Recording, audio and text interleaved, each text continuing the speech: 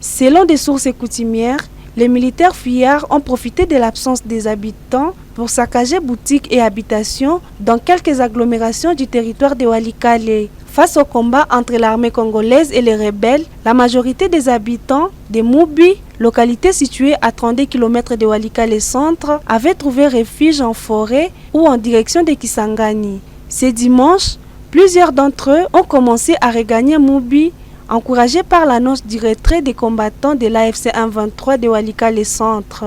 En signe fort de ces retours à la normale, une culte a pu se tenir à l'église 8e CEPAC Smyrna de Mubi, confie des sources locales. Les propriétaires des boutiques pillées ont également repris le schéma du marché, remarquant avec amertume l'ampleur des dégâts.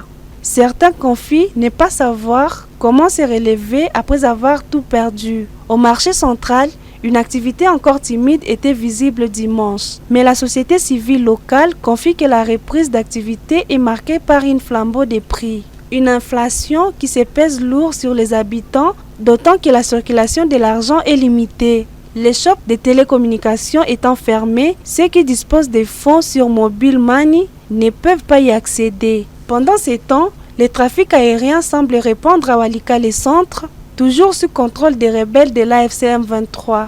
Un avion bimoteur blanc a atterri ce lundi à l'aérodrome de Kigoma, marquant ainsi la 3e rotation depuis la chute de la cité aux mains des rebelles.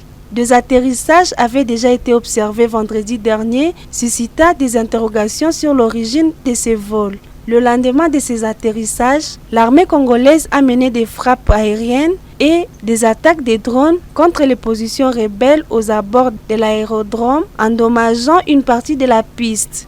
Toutefois, selon une source locale, toute la piste n'a pas été détruite, laissant planer les doutes sur les futures opérations aériennes dans la zone.